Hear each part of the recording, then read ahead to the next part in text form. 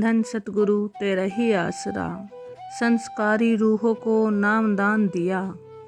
11 मार्च 1993 को बबियाल जिला अम्बाला में सत्संग करने के बाद मेहरबान शहंशाह जी अपनी कुछ संस्कारी रूहों के लिए रात को गांव खानपुर कोलिया में पहुंच गए। वहां सच्चे पातशाह जी ने जिस घर में अपना उतारा किया, कुल मालिक जी के शुभ आगमन का समाचार सुनकर उनके कई रिश्तेदार व मित्रगण उनके घर पहुंच गए। उनमें उनकी 3 लड़कियां भी अपने ससुराल से हजूर सच्चे पातशाह जी का सत्संग सुनने के लिए पहुंची हुई थी। उन दिनों सर्व सामर्थ दाता जी ने अपनी रहमत के द्वारा वहीं आसपास के कुछ अन्य गांव कस्बों के भी सत्संग मंजूर किए हुए थे। अपने सतगुरु जी के शुभ आगमन पर प्रेमी का सारा परिवार ही बहुत प्रसन्न था। अत्यंत चाव व उमंग से साध संगत की सेवा में जुटा हुआ था। सभी अपने को धन्य कह रहे थे कि स्वयं कुल मालिक खुद खुदा उनके घर पर पधारे हैं। प्रेमी के घर आई उन तीनों लड़कियों ने हजूर महाराज सच्चे पातशाह जी के पवित्र चरण कमलों में प्रार्थना की, हे सच्चे पातशाह, दयालु दातार जी, न तो हमारे घर वाले नाम लेते हैं, न ही सत्संग में आते हैं। हमने उन्हें अब भी कहा था कि बेशक आप सत्संग पर ही न जाओ, नामदान भी न लो, परंतु पूज्य हजूर पिताजी के दर्शन तो कर लो। कुल मालिक सच्चे पातशाह जी अपने घर पर ही आए हुए थे। शहंशाह जी, आप अपनी रहमत बकस कर उन्हें अपने प्रेमी भक्त बना लो। उन भोली भाली लड़कियों की प्रार्थना सुनकर सर्व सामर्थ दातार जी ने मुस्कुराते हुए फरमाया, बेटा, क्या पता वह सुबह आ ही जाए।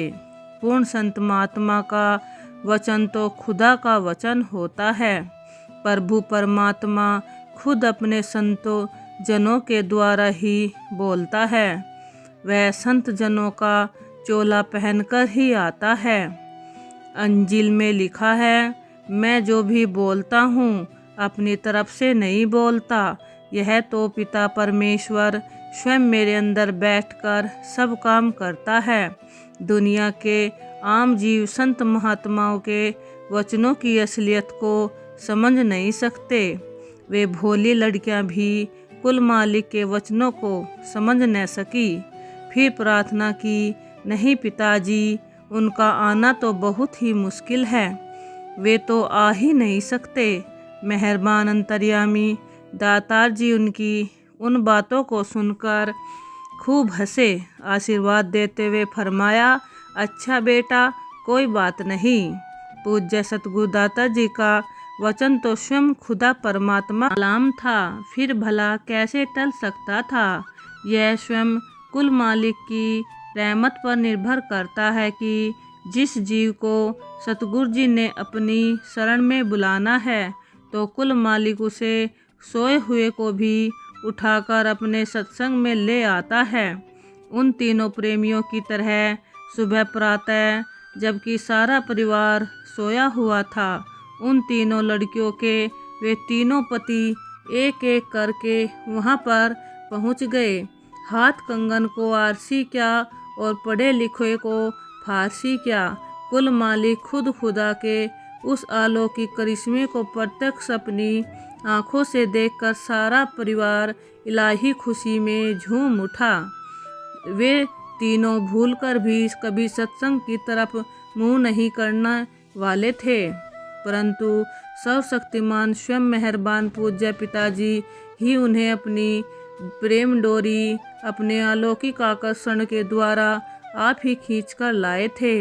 उन सब लोगों ने अपने प्यारे सतगुरु भगवान का सच्चे हृदय से लाख लाख बार शुक्राना किया। परम दयालु महान परोपकारी पूज्य सतगुरु जी की कृपा से उनका सारा परिवार खुशी खुशी अगले सत्संग में पहुंच गया।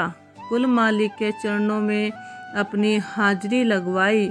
उसी सत्संग में ही सच्चे पातशाह जी ने अपनी उन तीनों रूहों को भी नामदान बख्शकर अपनी शरण में ले लिया। अपनी बिछड़ी हुई रूहों को स्वयं बुलाकर फिर से अपने साथ मिला लिया।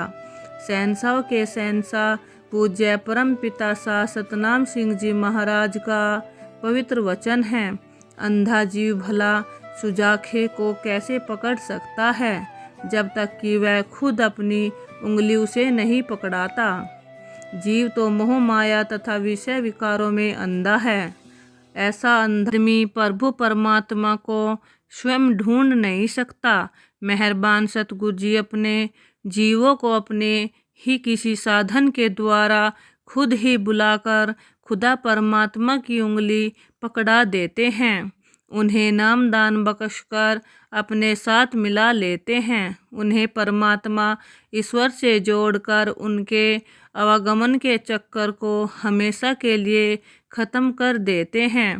पूज्य परम पिताजी अपने एक शब्द में भी फरमाते हैं, सत्संग में दया मेहर वाले, सुन कर वचन अच्छा अमल कमाले।